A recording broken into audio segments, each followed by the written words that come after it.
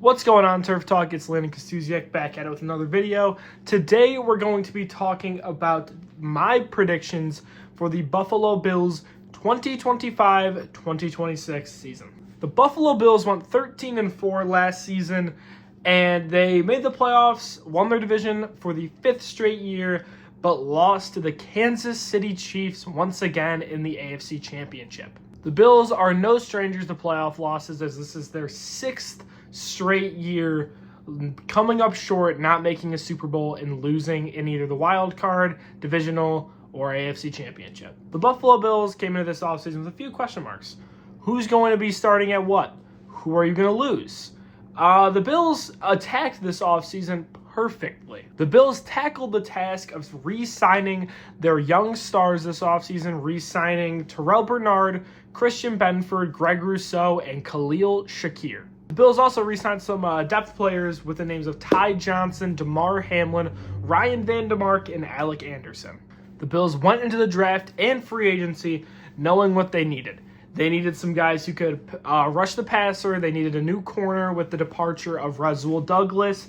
They needed another receiver with the departure of Amari Cooper. And they just needed to make sure they can get guys who can stay healthy and be contributors in January.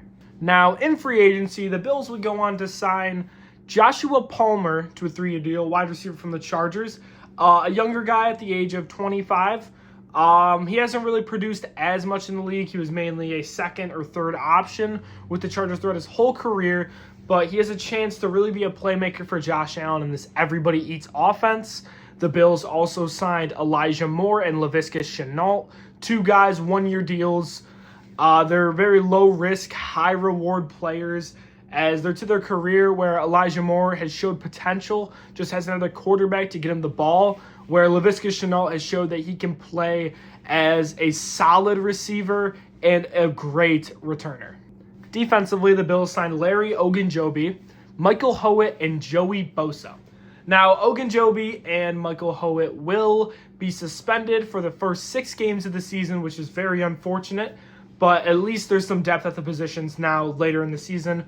Where a guy like Joey Bosa, who has struggled throughout his career, he's been elite but has struggled to stay healthy. We're hoping that that can be the final piece that really pushes us in the playoffs if healthy. The Bills also brought back 2 veterans in the secondary with Tre'Davious White and Dane Jackson. Both White and Jackson played away from the Bills for their first time in their career last season.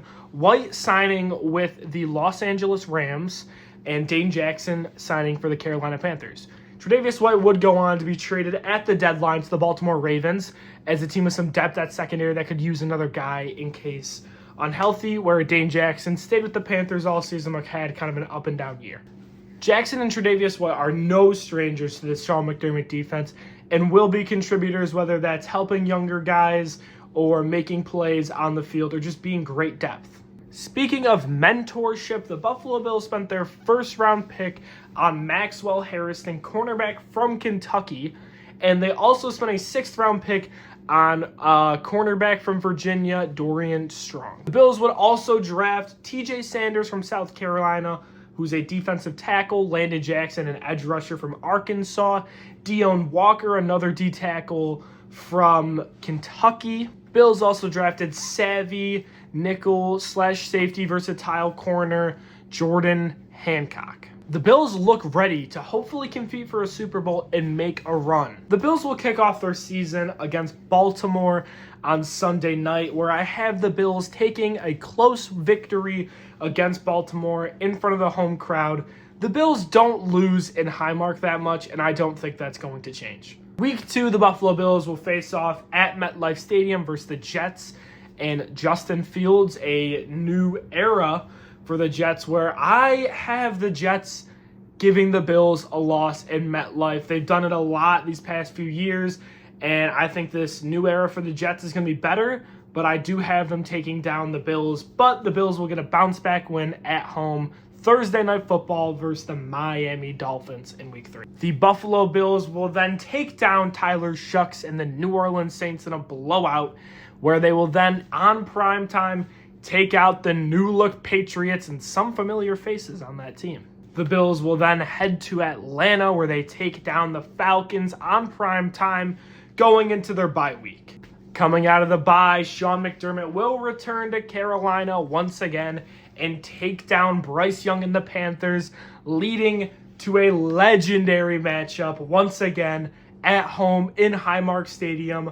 Josh Allen and the Buffalo Bills will take on Patrick Mahomes and the Kansas City Chiefs. And once again in the regular season, Josh Allen and the Bills will take down Patrick Mahomes and the Chiefs, leading to hopefully some real hope, not false hope, of taking them down in the playoffs and snagging that number 1 seed for one. The Bills will sneak out a W versus the Miami Dolphins in Hard Rock Stadium, sweeping the series, having some momentum going back to Highmark Stadium. The Bills will have a shootout with the Tampa Bay Buccaneers, but this time Baker Mayfield and the Bucs will come out on top, leading to a loss on home turf. The Bills, now on a short week, will go on to play the Houston Texans in NRG Stadium, where they will go on a 2-game slid on Thursday Night Football, taking a loss to the Houston Texans. The Bills will then go on a 3-game winning streak, taking down the Steelers, blowing out the Bengals in a shocking win, and sweeping the Patriots in New England. The Bills will head to Cleveland and have an easy win in the snow where they beat the Cleveland Browns down, and Joe Flacco or Shedeur Sanders, whoever's starting for that team. And now's a big one. 4/25, Week 17, Highmark Stadium. The Buffalo Bills will host the Super Bowl champion Philadelphia Eagles. The last time these two teams played, I happened to be at Lincoln Financial Field for one of the best games I've ever seen in my life, but one of the worst endings for a Bills fan. I know how that felt, and I know that team knows how that felt, and the Buffalo Bills will take it to the Philadelphia Eagles. Don't be shocked if this is like a Dallas Cowboys-Buffalo Bills game back in 2023. The Bills will then end their season still in Highmark, beating down on the New York Jets with a 14-3 final record, getting that 1 seed in the playoffs. The Bills will have the first round bye, with the playoff seeding being Buffalo the 1 seed, Kansas City the 2 seed, Baltimore the 3 seed, and Houston the 4 seed, with the 5 seed being the Denver Broncos, the 6 being the Cincinnati Bengals, and the 7 being the Los Angeles Chargers. Now it's the divisional round, the wild cards all over, and the Buffalo Bills are once again hosting the Cincinnati Bengals, who just took down the Baltimore Ravens. Cincinnati's been here before, a snow game in January in Buffalo. This time a different outcome for the Bills, no setbacks.